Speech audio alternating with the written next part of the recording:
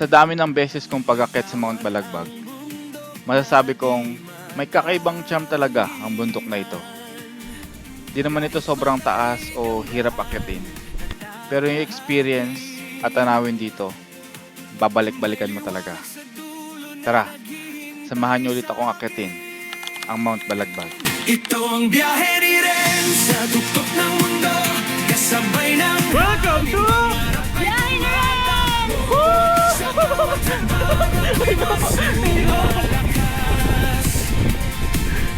Sa piling ng bundok. So yun, good morning. Akit na naman tayo ng bundok. So akit tayo ng Balagbag ngayon. Mag test flight din tayo ng drone. Kakapayos lang natin last week. Check natin kung gumagana pa.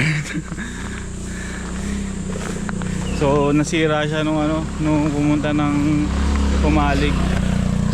So check natin kung fully working siya, lalo na yung distance. May tubig na dito. Nung pandemic merong part dito na parang falls, makakaba dito, tapos may tubig dito banda. Ngayon natuyo na dahil di ba dahil summer lang ba or what. Pero dati maganda dito eh, pwede ka mag-iwig ng tubig, tapos pwede rin paliguan. Kaso wala, tuyo na ngayon. Gusto nyo ng falls, meron dito eh. Ito yung tawag ng 88 Falls. May video na rin tayo dyan. Check nyo lang sa page natin. Malapit lang yan, siguro mga 10 to 15 minutes na doon na kayo. Mas maganda pumunta dyan ng maulan-ulan para marami-raming tubig.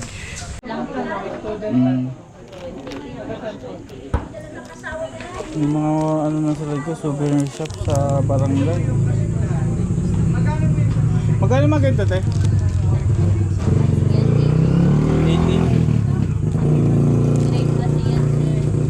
Gandang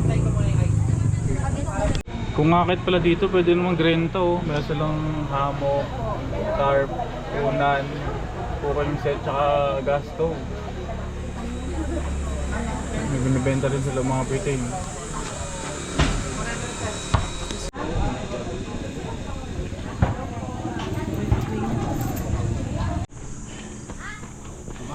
Nasa 413 meters above sea level na tayo. Anong tarik? Dito na pala yung mga resort. Bago lang to, Green Gables. Dito nag-i-start yung mga yung mga resort. Tapos kami ikot kagabi ay 12 yung active na Na. Iniikot, nagro-robing kami kagabi. Alauna, pumatak yung ulan. Buti ka mo, hindi nagputik ng sobra. Mahina lang po sir. Ulan kagabi. Ito maganda nito sa Queen Bee. Malaki yung pool nila eh. Yung Threesome Resort. Paba tayo dyan, kakain tayo mamaya dyan. Kumanan tayo dun bago dun sa mismong harang na nanghihingi ng 100 pesos per head. Marami. May dam pala dito. May mga resort pa dito kaya? Ito San Benita. Then Brookside, then Ducks, then City View. Yung pinaka malayo sir, yung Ducks. Kagabi, napakaingay ng disco. Hindi ko alam na may dam pala dito. Kaganda nung Yudik din sila dito. Kita mo yung dito, yung city lights. At saka itong area na to sir, ang pinakamagandang talaga. Kaya dito tayo. Yung alam kasi natin yung paakyat.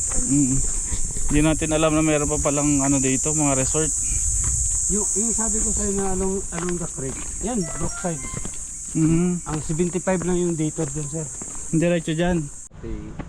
Bulacan, Pampanga. Mas maganda nga dito kaysa dun sa kabila dumaan. Kasi dito diretso matarik. Gusto mo, dyan tayo babaybay Dyan? Packet dyan sa may na yan. Dun tayo diba sa may tok-tok na yan? Oo. Packet tayo dyan, pag ganun tayo. Pero kung gusto mo na mag tayo sa daan, dito na lang tayo pag ganun. Para mas maganda dito open. Di pa ako nakadaan dyan eh. Sige. Ayun na tayo oh. Kumpara dun sa kabilang trail, mas maganda dito para sa akin kasi di ka alam mabato. Tapos yung view kita mo na agad sa likod oh. So dumadaan tayo dito sa may bandang right side nung usual trail. Yung tawag nila yung bato na yun. Batong suso. Yung sinasabi ng Napoleon Pastico, nandun yun, kami junction. Ay ito ba ang junction? Dito banda? Yan lang ano, wait. Oo nga no. Yan nga, junction pa gano'n. Tinitignan ko lang tong daan na to dati. Parang feeling ko walang daan eh. Pero meron pala. Secret way lang to sir, yung Ha? secret way. Secret way.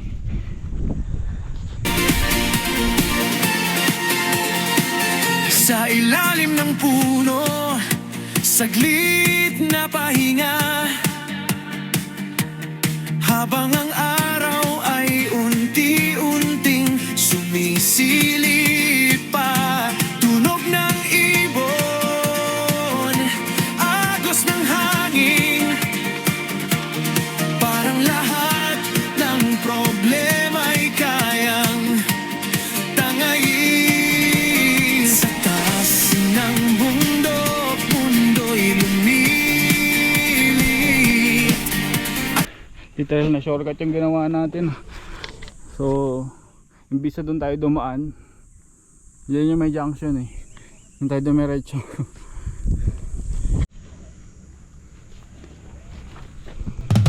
Sa di kilalang daan, ako'y napadpad. Walang kasiguraduhan, tanging puso ang hawak.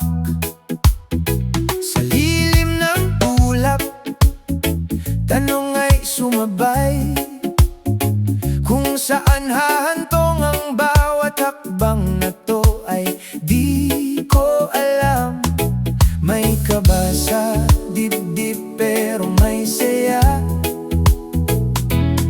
sa bawat paghinga, ako'y lumalaya. Ito pala ano to, tawag dito, taniman to ng mga dragon fruit. Kaso mga napabayaan na, wala na mga ano, halaman. Wala na yung mga dragon fruit. Katapos na lang natin dun sa isang peak. So puntahan naman natin yung kabila. Sana makapagpalipat tayo ng drone dun. Kaya natin magpaalam sa mga nagbabantay. Sa agos ng ilog, ako'y sumasabay. Sa tibok ng lupa, ako'y nabubuhay. Heya, heya, lakbay ng lahi, sa bundok at dagat, ako'y uuwi. Heya, heya, tawag ng daigdig, biyahe ni Renz, puso ang himig. Nandito na tayo sa junction. Dito yung original na daan. Tapos pwede yung umakyat dito. Dito tayo dadaan papunta ng summit.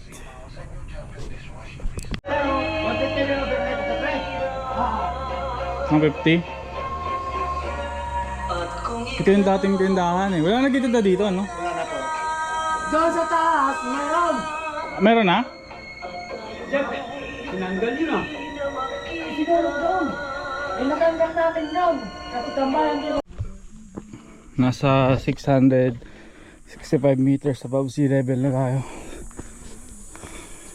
Nag-start tayo kanina sa 260, 270. Tasa natin.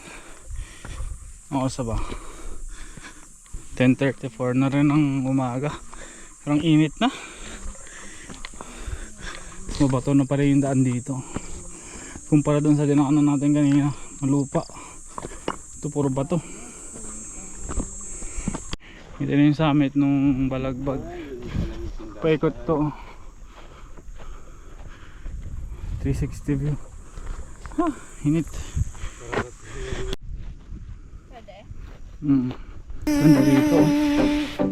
Ako Akyat bundok, ulap ang yakap, tahimik ang mundo. Puso ang kausap sa tuktok ng hirap. Tanawin ang sagot, lahat ng pagod nagiging galak. Sa kalsada, padyak ng pangarap. Araw man o ulan, tuloy ang sikap. Gulong ang saksi sa bawat laban. Kalayaan ko'y walang hanggan. Hindi hadlang ang layo, pagod. Kung ang kapalit ay saya at likod ng mundong kay gan. Nasa 776 meters above sea level din pala itong taas na ito. Sarap ng hangin dito. Tapos may tambayan dito sa taas. Maganda pa yung yung view. Sarap. Yum yum yum. Viaje ni res, viaje ni res. Tarana, Borana, Borana. Viaje ni res na to. Arat na tropa, huwag nang magpahuli. Araw pa lang panalo na ang ngiti.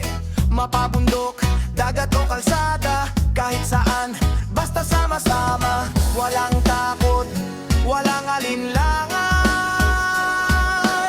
Kahit mapagod, tuloy ang laban. Biyahe ni Renz, tara na't umalis. Sa bawat liko, bagong saya ang kapalit. Takbo man o padyak sa daan o sa ilalim ng dagat na walang hanggan. Biyahe ni Renz, buhay ay saya. Hindi lang lakbay, ito'y alaala. Hey, hey, hey, hey, gora lang ng gora. Oh, oh, biyahe ni Renz. Oh, oh, biyahe ni Renz. Sa talon na malamig ang agos, sigaw ng saya. Abot hanggang ulap, sa buhangin yapak ay iiwan. Kwento ng lakbay na di malilimutan. Lahat ng pagod ay napapalitan. Ngangipit saya na walang hanggan. Biyahe ni Renz, tara na't umalis. Sa Ito yung baba oh. Ang ganda na ito. Ito may cross. Ito yung mga araw ginagamit to. Kaya nag-procession.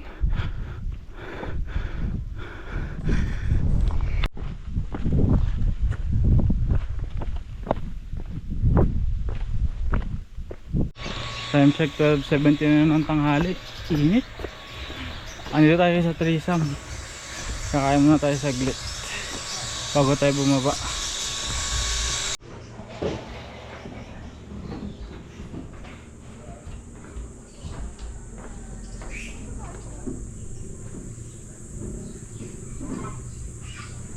Ganda dito. Pagkatapos ng hike tayo sa relaxing cafe. Order lang tayo ng food, tapos kain na tayo. Bumaba. Meron sila dito mga silog meal. Kaya kung gusto nyo ng mga ganito, busog na busog kayo dito. Sarap. Siyempre kailangan natin ng pineapple. Patanggal umay. Hindi kunyari lang yun kasi may high blood eh. Joke lang. Naka 8 kilometers din tayo buong hike. Pagod, ang init. So hanggang dito na lang to. Dito na yung terminal oh. Saka na lang tayo dyan papunta ng Tungko. See you next vlog. Babush.